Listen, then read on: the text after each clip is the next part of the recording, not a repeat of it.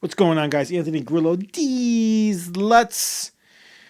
Coming off a long weekend, so I wanted to make sure a day didn't go by without giving you guys a new look at one of a great LUT that I seem to love so much. One of my new faves for sure from James Miller's original LUT package, and he did release another package which has, I think, the LUT package number 4, which has like 80 LUTs, and they're all so nice.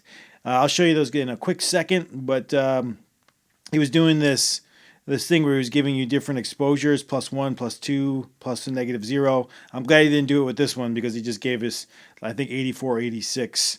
Beautiful images. So you can see down here I'm working on the Yankee Stadium clips, but what I want to show you guys was another car show. This is obviously a Corvette Z06. So let's create some serial nodes, and if you don't know how to do that, add serial node, or Alt-S on your Mac. If you've seen my videos before, you know I create 4 serial nodes. On the 4th serial node, what we're going to do now is we're going to correct the exposure. You see this little A down here? So we're going to click that once, and then click it again. And you notice a quick little change in the exposure, so giving us more of a proper exposure, just in case you missed it, meaning out in the field. So we're going to right click on here. I'm going to show you a quick look at all these brand new LUTs that James Miller came out with. 16 cube, 33 cube, and 8 cube they come in. So you can see here, just like you look at the 16 cube, I mean, there's so many. The problem becomes with DaVinci, after a while, when you go into your right click on your LUT, you can't scroll down anymore. It won't only let you get to them, so you got to start deleting some of the ones that come pre-installed so you could actually see them. So we'll dive into those LUTs at a later time. Today's LUT is Plymouth, and it is so pretty, and it's so nice. So here we'll find the Resolve 16 cube, locate our Plymouth, and add it, and whoa, how gorgeous is that look? To me, it is something spectacular. So let's go into our key. Let's dial down that look a little bit to maybe about 80-ish.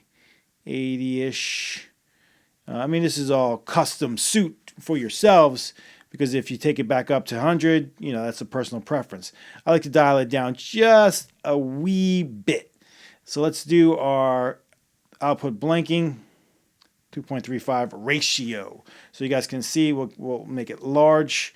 And then Alt and D on your Mac will show you a quick before and after. So here's your guy with a Jets shirt. Good luck, Jets, I suppose.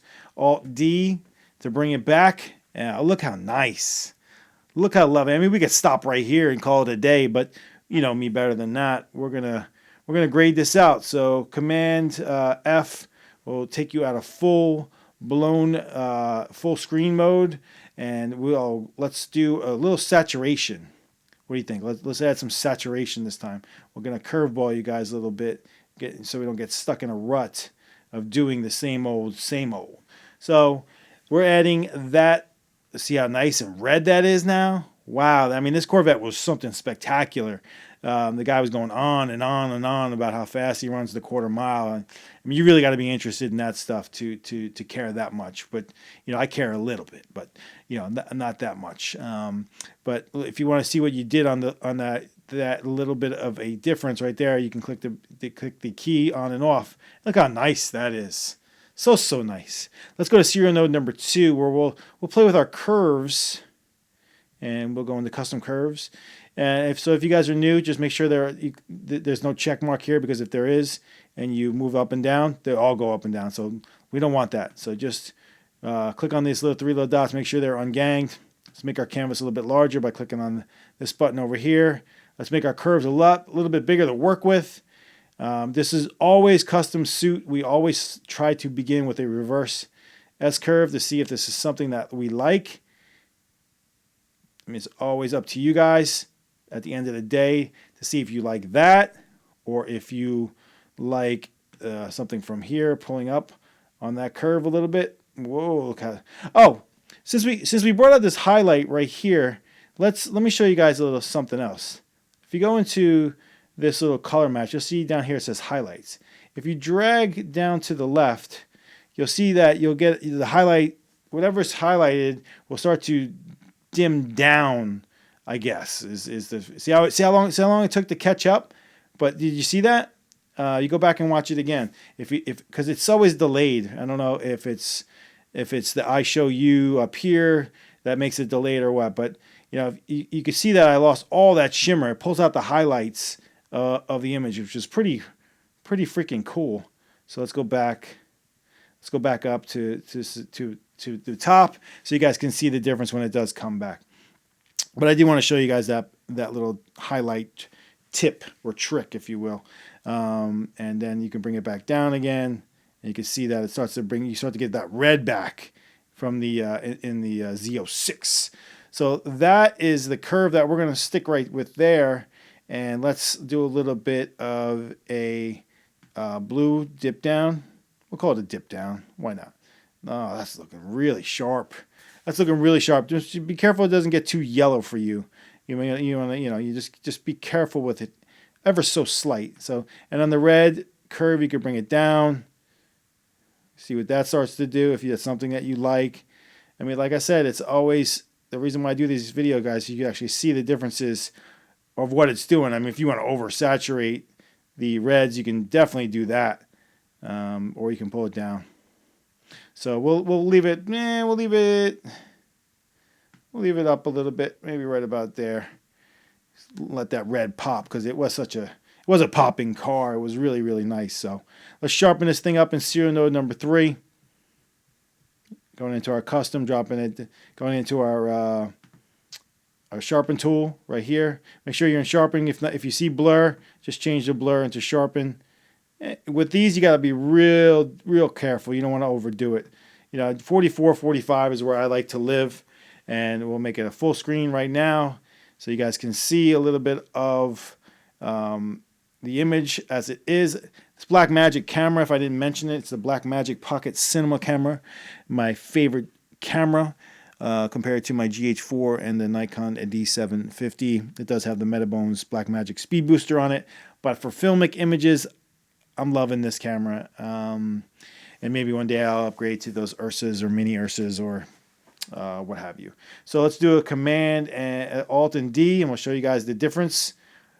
I mean, this was shot in ProRes HQ, not in RAW. So this is what you get right out of the Blackmagic. So Alt and D. We'll get back our grade. Do you guys see what I'm talking about with this Plymouth LUT? I mean, how good is this LUT? I mean, you guys can most certainly disagree with me. It's all custom suit, but as far as one of the LUTs that I've played around with so far, it's oh so very nice. So let's do our luminosity saturation curve, and we'll get you guys out of here. Alt S on your Mac. Go back into curves. Locate your luminosity saturation curve. Make your canvas a little bit larger. Drag down on your shadows. Some of you guys may like to dial it in from here after you do all that.